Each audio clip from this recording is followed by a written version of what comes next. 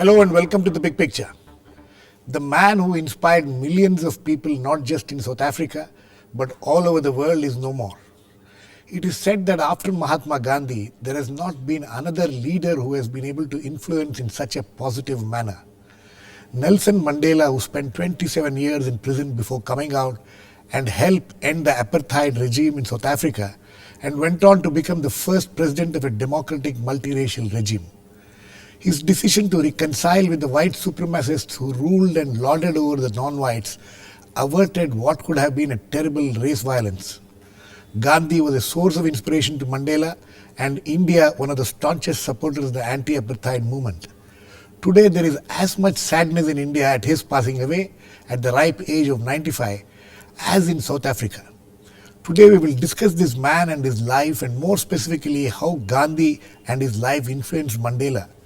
I have with me an eminent panel of guests: former External Affairs Minister of India, Natwar Singh, CPIM's Politburo member and leader of the party in the Rajya Sabha, Sitaram Yechury, Bhatia, former Indian High Commissioner to South Africa, and John Cherian, Associate Editor, Frontline magazine, who has been to South Africa several times. Welcome to all of you. Mr. Natwar Singh, I would like to come to you first. When did Mahatma Gandhi start making sense to Mandela? Well, the ANC was founded in 1912 and Mandela was born in 1918. But when he was an adult and became a lawyer, he got greatly influenced by Mahatma Gandhi.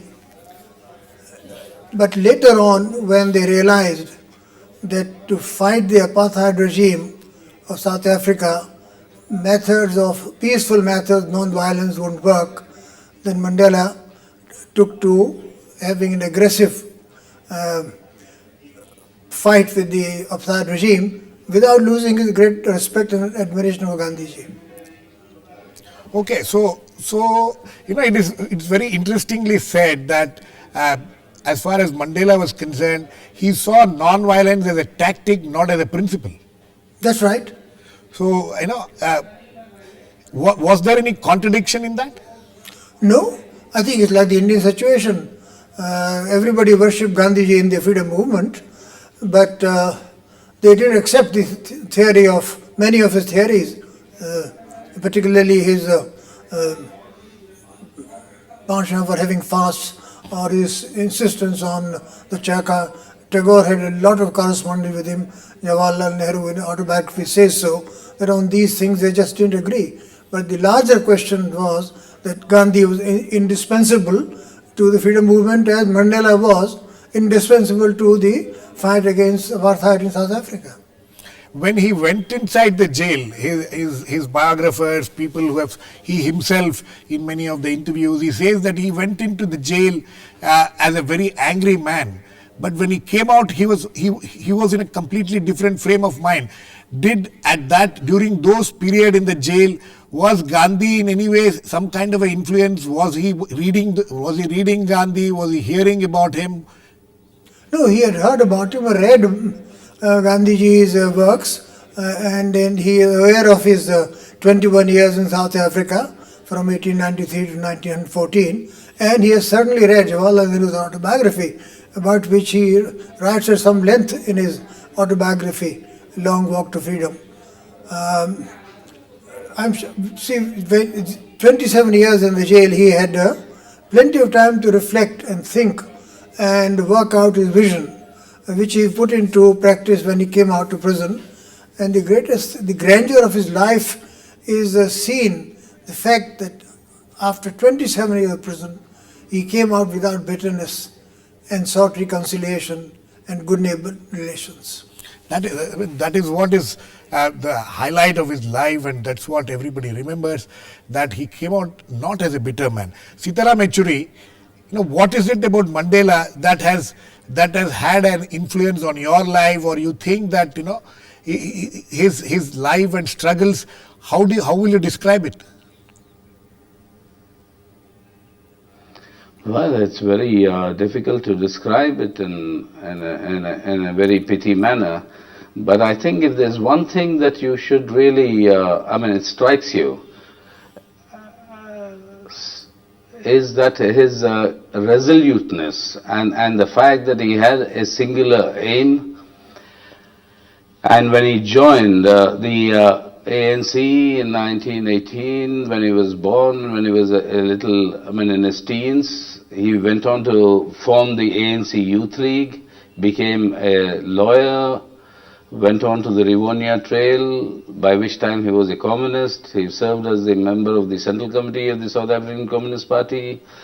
But all along, it was not in any sort of a particular stream that he got stuck to. He was only looking at the larger picture. And that larger picture, I think, has to do with humanity at large. He wanted to end this blatantly discriminatory system of racist abuse and oppression, and then come out of it, not out of any bitterness, but the fact that you have to raise the levels of human civilization to much higher levels. And I think the Truth and Reconciliation Commission that he conceived and he put into practice was a testimony of the fact that he had loftier ideas than any immediate objective of any specific freedom or let's say independence for his country alone. So he was a man with a much greater vision and a much higher vision. Sitaram, he was, all his the biographers, people who have written about him, people who have spoken to him say that, he was greatly influenced by both Marx and Lenin. And then his admiration for Gandhi. How did that reconcile with each other? And then that famous saying that what he says that non-violence is just a tactic as far as he was concerned. It was not a principle for him. And as Mr. Natwar Singh points out, that at some point of time he realized that non-violence will not work. Exactly. It is of course a tactic, and whether we like it or not, whatever we ascribe to Mahatma Gandhi, you got to admit that the Indian freedom struggle also had an extremely violent stream. You had people actually coming out, taking to arms and fighting and struggling. You had the Bhagat Singhs, you had various other revolutionaries. So Indian freedom struggle is also not only non-violence and Gandhi alone. Well, anyway, that's a different story. But being influenced by Marx and Lenin and being influenced by Gandhi, I see nothing that is contradictory or irresolutible there. Because as Marx himself says, he himself imbibed from everybody around him before he took it forward. Right. And what I think Mandela did in a sense was also that. And remember that old saying which has now become very common in South Africa, but many ascribe it to him, and he himself personally told that to me when we first met at the first ANC conference that was held in the land of South Africa in Durban in 1991, when apartheid was actually being dismantled. It was not fully dismantled yet. He said, "You, young man," I was young then, he said, "You, young man, have sent Mohandas to us, we return the Mahatma to you." So it is a process of learning and evolving. I think that is what Mandela did in his life. And that, I think, is one of his greatest virtues, and which is why he will be what he is, having given up the presidentship after one term, having continued to remain the father figure for South Africa, having continued to inspire everybody around that, holding no rancor or grief, having lost many of his comrades in arms in front of him, after having established the Truth and Reconciliation Commission. So the person who succeeded him to head the armed wing of the ANC, remember? Right. Umkhonto V. Sizwe, the spear of the nation.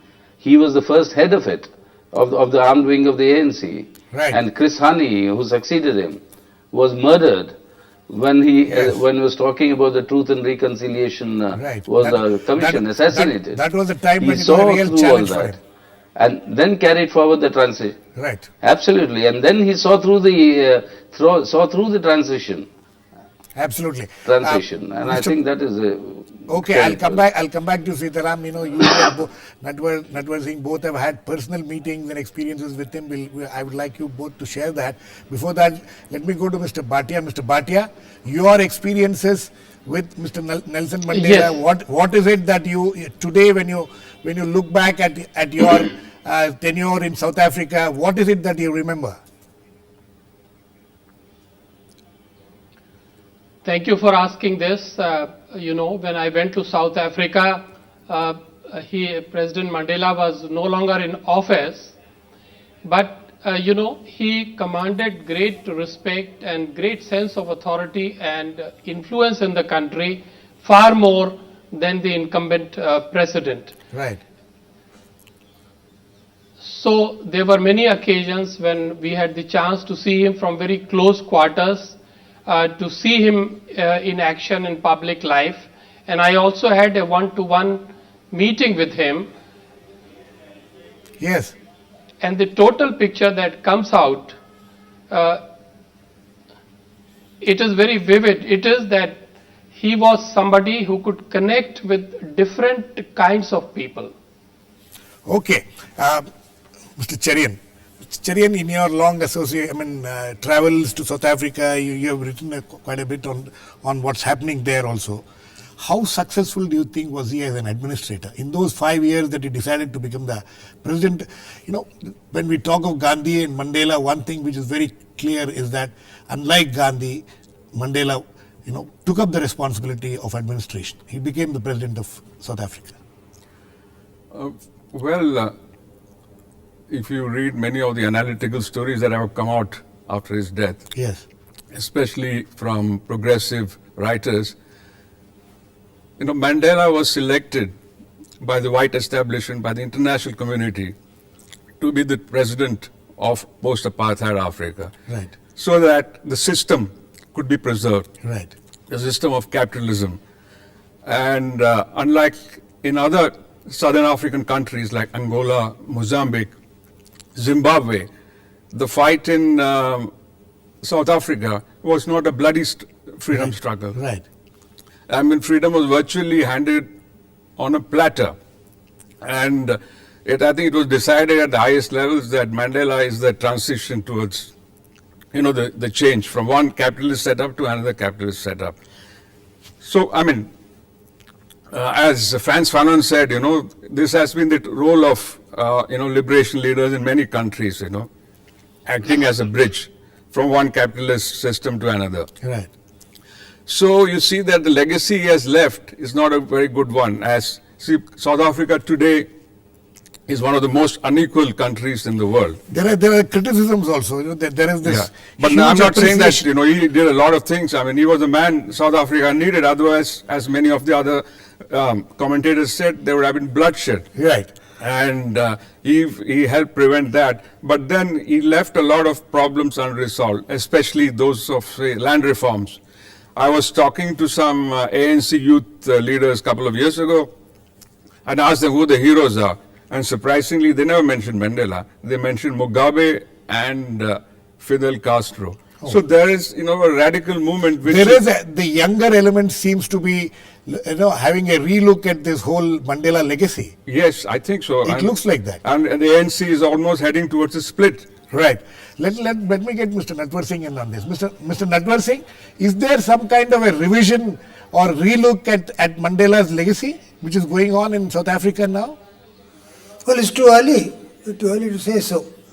No, even in this last couple of years, as John Cherian was pointing out, there are younger elements who are looking at him, looking more at Mugabe and Castro than Mandela as a hero. Well, if any young people in South Africa are looking at Mr. Mugabe, then I feel really sorry for them. The moral grandeur of the life of Mandela, like that of Gandhiji, has few parallels in history. Absolutely. And he has inspired everybody in the world. And you see the tributes that are being paid to him today. And the people who are going to his funeral will include any number of presidents and prime ministers and vice presidents. Absolutely. And one thing more I want to tell you. Yes. when I went with Rajiv Gandhi to the independence of Namibia in 1990 March, Right. and we went to call on President Mandela. Yes. And Rajiv asked him, Mr. Mandela, what are your serious problems in the future? Right. And he said, one, Yes. reconciliation essential, and two, the land problem. Because 3/4 of the land is owned by the whites, and this is a difficult problem, but I have put the right people on it, and we look forward to a solution. Okay, I mean, what else happened in that meeting which you and Mr. Rajiv Gandhi had with him? How did he look at India? Did he look at India as a supporter? What was he expecting from India during that process?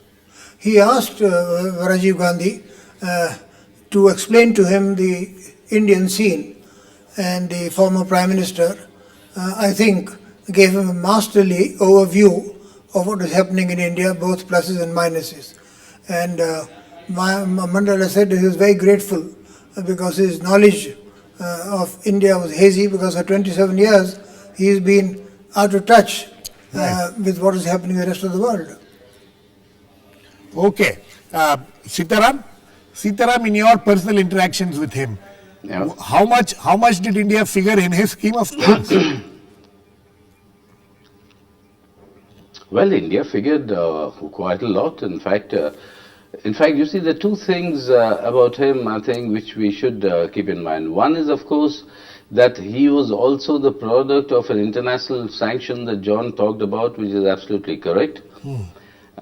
India was a very important part of his scheme, because Gandhi was also a product of an international acceptance, where the entire the so-called non-violence became the credo, and today we are led to believe that that was the only contribution to India's freedom, which is not history, but that is apart the point. But I think as far as Mandela was concerned, most of his friends or comrades in arms were all those of Indian origin.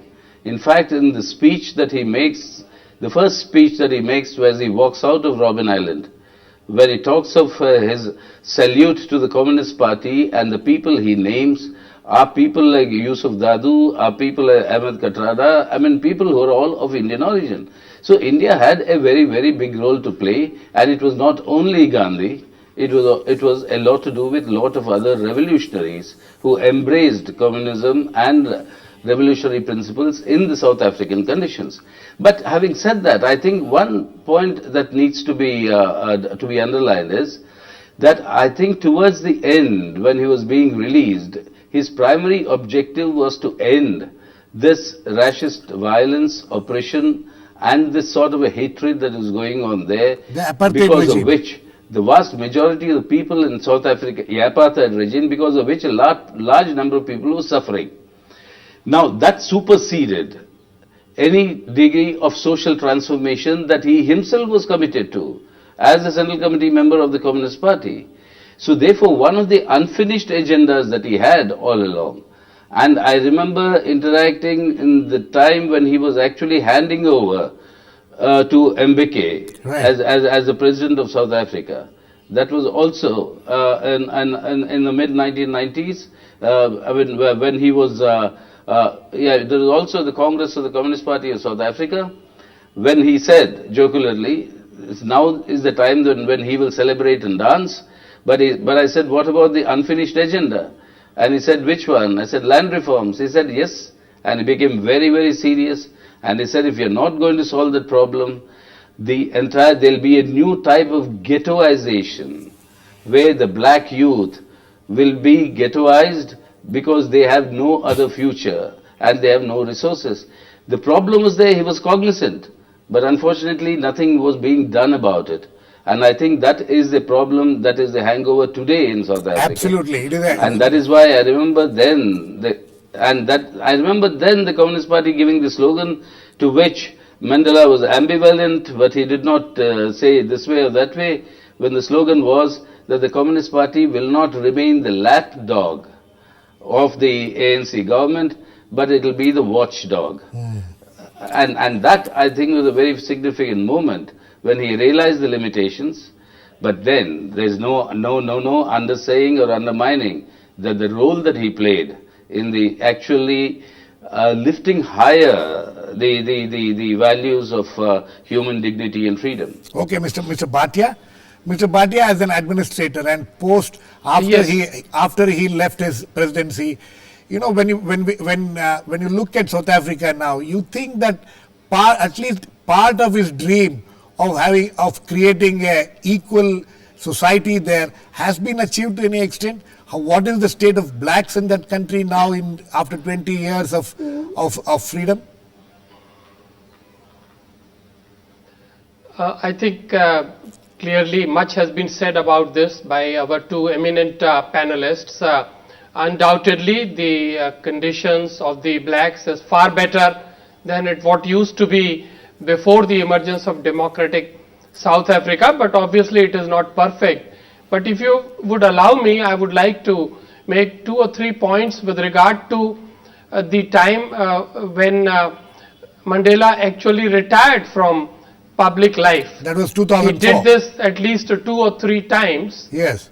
Yes, you know, this period is also very, very important because, as I was saying, he played a very influential role, not merely in South Africa, but in the world. Right. He showed that the chair, the office, is not the only tool by which you can serve the people. Right. He chose a number of causes, philanthropy, AIDS, youth education, and he went flat out to create a new consciousness in South Africa and in Africa.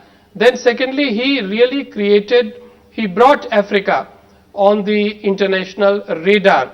He was very fond of his Xhosa legacy, but also of South African nationalism, and yet he could reconcile both of them with his personality as a world citizen. And that is why I think today, certainly we are sad, we are lamenting and we are mourning his departure, but we are also celebrating a great life. We are showing, or we are seeing actually, the limits to human capability and ingenuity, and that is the reason why we would remember Nelson Mandela for a long time. Absolutely.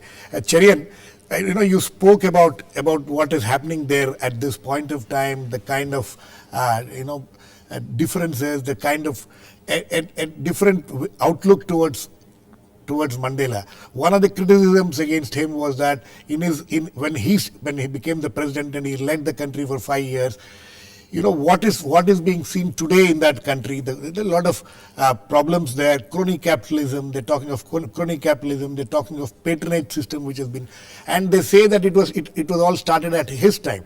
But do you think that his major concern when in his 5 years was to bring about this reconciliation, and in that bargain he let go some of these ills which has now taken roots there? Absolutely. I think reconciliation was his main focus, and he was quite successful at achieving that. But at what cost? I mean, some people say South Africa is a country where the first world and the third world still coexist. Right. Of course, India is not much different. So yes, indeed. But now you see that the workers are on the streets. The unemployment rate is one of the highest in the world.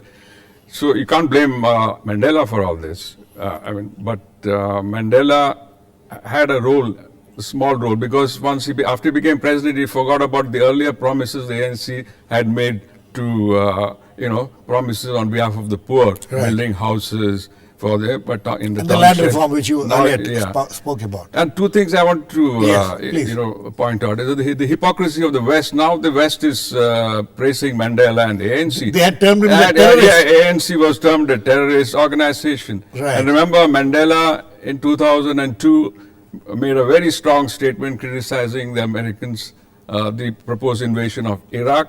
And also his statement that unless Palestine is free, I will not consider South Africa to be a free country. So he had a very progressive outlook, and he spoke out for issues which was close to his heart. Mr. Natwar Singh, you know, as an administrator in his 5 years, and later, as John points out, that there are certain things which he left out or which he ignored at the cost of other things. You think that these were all compulsions, or these were his mistakes as an administrator? Well, you know, the history of South Africa for the last so many years, decades, you couldn't erase the thing in 5 years. And he gave up his presidentship after 5 years. The real task for him was to raise the level of human consciousness and human ethical behavior and the moral dimension of our lives. That is what he will be remembered by. Another aside I want to mention with regard to his Indian connection. He Yes. had many, many Indian friends, particularly the Smiles, Fatima Smile wrote the first biography, Right. worthwhile biography of his. He had the Dadus and the others, Chalias and others. Ahmed Kathrada, who is still living, was with him 18 years in Robben Island and another 9 years outside. And if you read Kathrada's autobiography, it's a remarkable document because Mr. Mandela's autobiography, first half he wrote, second half was written by a man called Singh, who was the editor of the Time Yes. magazine. He didn't have the time to finish it. Absolutely. Now Kathrada gives you a real picture of what was there and his differences, ideological differences with Mr. Mandela. But Mandela was a great enough man to take it in his stride. Now, with regard to one Indian link, when the decision was taken to give him the Bharat Ratna, I was on that committee, but there were two very distinguished Indians who are no longer with us, who strenuously opposed this. Said no, a foreigner shouldn't get it. But the majority agreed, and Mandela became the first non-Indian to get the Bharat Absolutely. Ratna, which he deserved. Absolutely. In fact, there are some discussions on whether even at that time whether a non-Indian should be given. But if any non-Indian had to be given, I'm sure he was the most. He was the person who deserved it most. Sitaram, final words to you. You think that when in his last days, when Mandela looked back at his country and what is happening there, you think that he must have felt some sense of achievement at the same time, some sense of loss, some sense of not having done what he could have done or he would have done? Well, I think the last sense he would have is what he lived with all through his life, and what he's told his younger generation. The struggle will continue, and it will continue till there is a more egalitarian and society in South Africa. But you think this contradiction cannot last for long. Sitaram, very quickly. But you think that some of the ideals which he fought for, like equality in the society, you think that they have been able to achieve to any extent? I hope I'll have a word. Able to achieve it in let's say in principle as a concept, but not in reality, as a tangible fact. Yeah, Okay. not in reality. And this contradiction of a first world economy and a third world society, that cannot coexist for long. That cannot. I think on that note, we completely run out of time. On that note, we need to end. There will be a lot written and spoken about what this man was, but on this day, I think we all need to look back at a life well lived, at a life well fought. Thanks to all my guests, Mr. Natwar Singh, Mr. Sitaram Yechury, Mr. Bhatia, and Mr. John Cherian. Please keep watching. We'll come back with another issue on the big picture, same time on Monday. Meanwhile, have a great weekend.